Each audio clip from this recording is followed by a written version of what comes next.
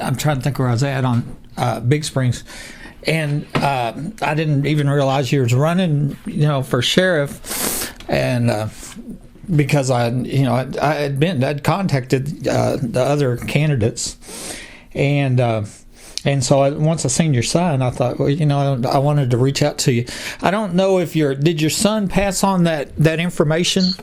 That's how I found out about you. Okay, and that that's an incredible story, and I'm the first to admit it's a crazy story, and they've used that actually against me, because come up with some crazy idea, I guess, and oh, he's crazy, and no, I'm not, I was a 28-year company man, and I buy this home here that's rigged, that's all there is to it. And so I just, that letter that I sent or whatever, I wrote that up a while back to kind of give the short version, but there's a lot more to this story and what happened, and the evidence is very clear about what's, now here we are all these years later, of course. I found evidence that that backs up basically everything I've said, and because really all I've done is tell the truth. If you have any questions, I can answer that. I can tell you from the beginning, or do you have a copy of everything?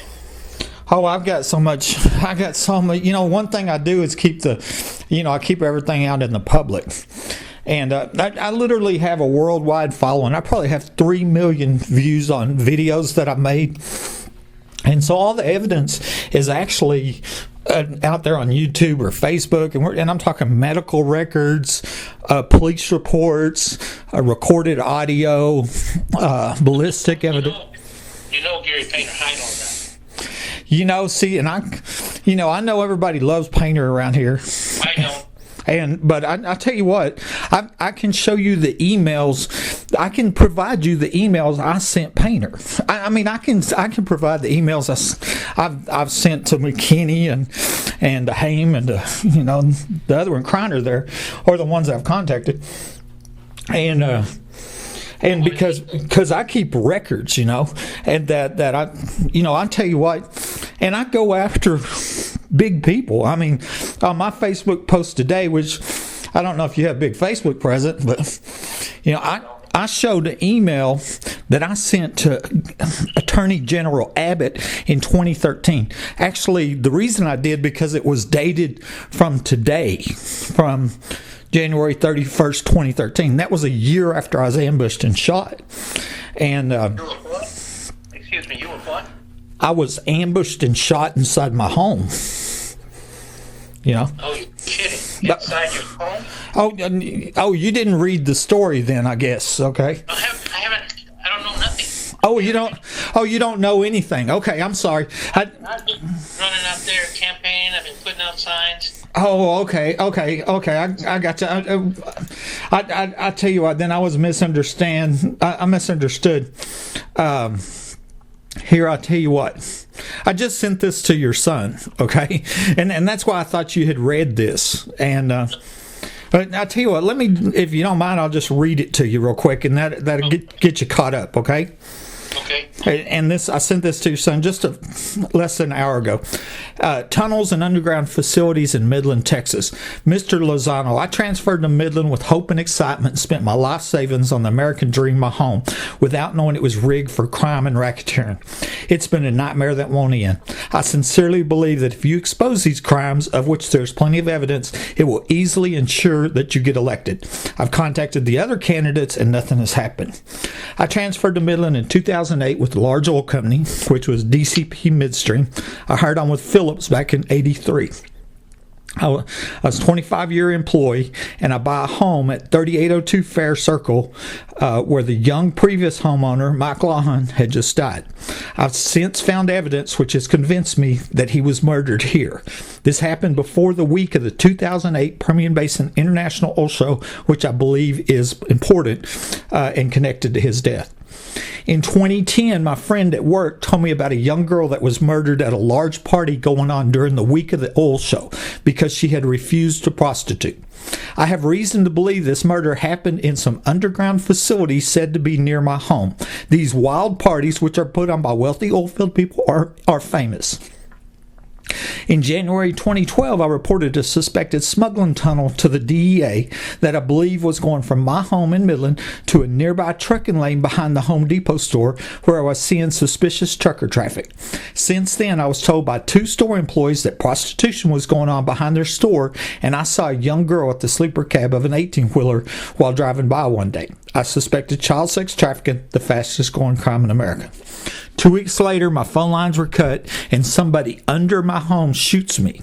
I crawled out on my hands and knees to survive this murder attempt. When I returned from the hospital and now crippled, I found pictures of people dressed like police at my home that I couldn't identify because the police report was withheld from me. I nicknamed them the Secret Police and I offered a $2,000 reward. This was the first time in the history of America that a crime victim has offered a reward to identify police. A few weeks before the murder attempt, the ex-wife tells me with 100% sincerity the secret is that a group of doctors are killing people for profit. But what she didn't tell me was that her brother-in-law was a doctor, and he was the ER doctor on the night that I was shot. Triple proof shows they faked my x-rays at the hospital by taking the x-rays of a guy suspected of being shot 11 days before me and then putting my name on them. This other guy was missing his heel bone, so they cut my heel bone off to match the faked x-rays. This was done because they were claiming I had shot myself when that is not what happened. Absolute proof has been found showing this. Somebody under my home shot me. 6 years of death threats, slander, repeated break-ins to my home, and many people asking, suggesting, or ordering me to sell my home and move go by before the 11 secret police were identified by a private investigator. That didn't happen until 2018. This crime ring has been trying to terrorize me into selling my home at the price they said, of course.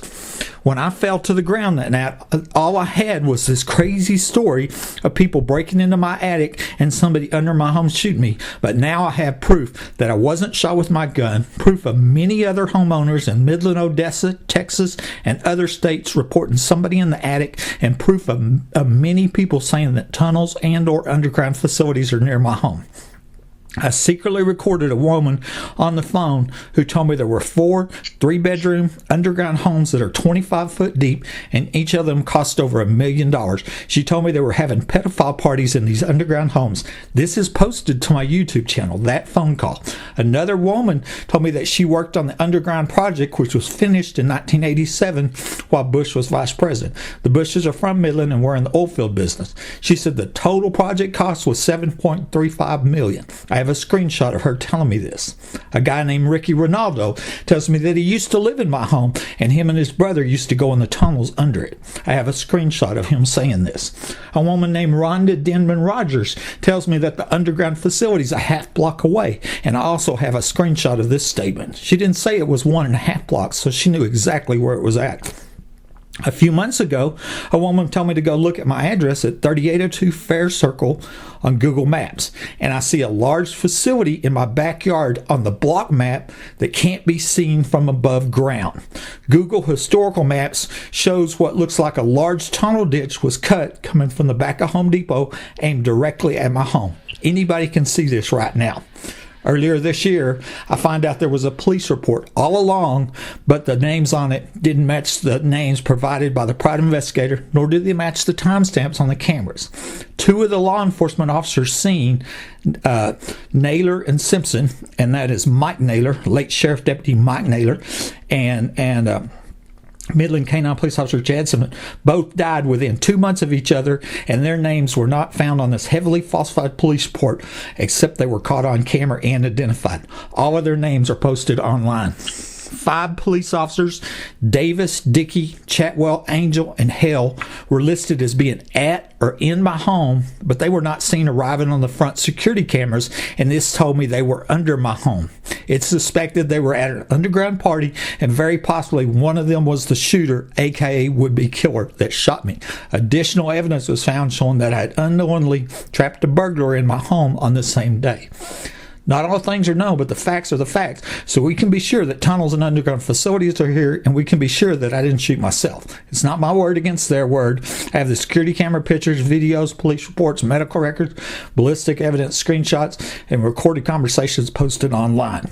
Please take the time to watch these, and I'll be sure you're convinced this lawlessness has to stop. And I sent you links to 4 different videos that are fact-filled, just incredible videos that show the evidence, because it's one thing to just tell a story, but it's a whole other thing when I'm showing you that the size of pellets are 2.5 times the size is different than the size of pellets that were in my gun, or the fact that I had pictures of these police, and I took these pictures and I sent them to the mayor and the city council and to Sheriff Painter and to the chief of police, who was Robinson at the time, and nobody would identify them. That's what forced me to offer a reward, and of course that, buddy,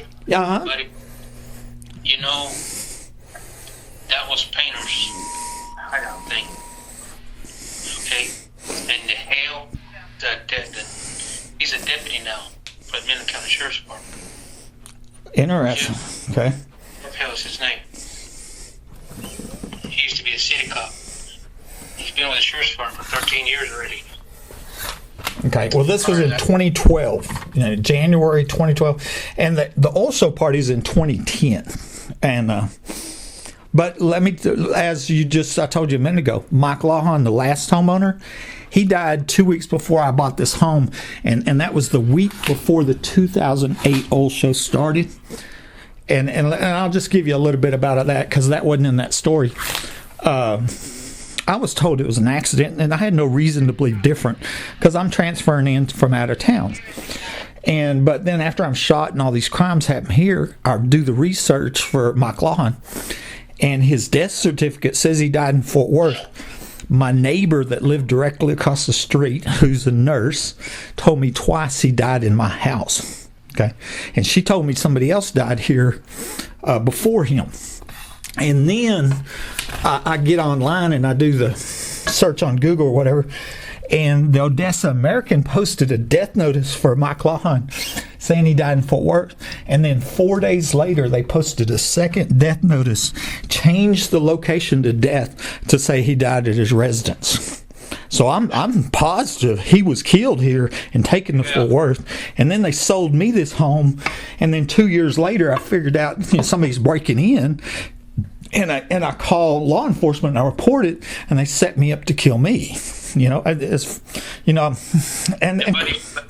understand that with Jeff Hall working for McKinney, I mean, we had at the Royal Crown Royal, we had a gathering and talking each candidate of what they want to do. Mm-hmm. Well, Jeff Hale was with McKinney, Rory McKinney, at the luncheon, and he was invited. Uh-huh. So what you're saying is pulling 2 and 2 together. Oh, okay. Jeff Hale works for McKinney. He's been working for, I believe, 12 or 13 years. Yeah, and I think that's this is Dylan Hale, okay? And it is who the police officer that was on the police report, the secret police, was. Well, it could have been Jeff Hale all this time with a different name. And it could be. I mean, I they were secret for 6 years, basically. And I tell you, even more than that, it's very, how do I put it? Coincidental and odd that Naylor and Simpson were secret police. Let me even back up further than that. The very first person seen arriving at my home minutes after, I crawled out on my hands and knees, caught on camera. I have a video of this. And the reason I crawled out is because they cut my phone lines before they shot me. Okay? And so I crawled out, pulled myself in my truck, and I leave. And then my camera shows 19 minutes later, the first law enforcement officer that showed up was Martin County Sheriff John Woodward, not even from Midland, not dispatched. I just survived a premeditated murder attempt, and a sheriff from a different county shows up, and he is followed by the late Sheriff Deputy Mike Naylor, who's no longer alive, and neither of their names are on the police report, but they're caught on camera. Gary Painter done so much crooked stuff. Well, that's what I believed, but they've turned. Everybody thought he was a good old boy. Right, he's a hero. Right, I agree. But anybody that talked about him or was going to do something, talk about against him, he fire him, he get rid of him. Or he has his goonies, KKK, follow him, taunt them, or they get out of town. I believe that. I think he's a high master, whatever they call the KKK people. Yeah, I think it's 32nd Mason and all that stuff. And but I sincerely believe what's going on here.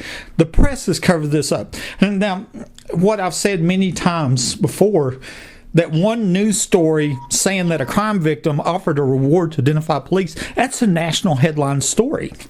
I mean that becomes world famous. It's what it does. Or proof. I want to share with you. Proof that my X-rays were faked. Have you seen my campaign sign? Just driving down the street, that's all I saw. Was I had to real quickly. What I have on it? No, I haven't. Midland County great again. Oh, okay. Clean out the swamp. Oh yes, I saw the swamp part. I did, and I'm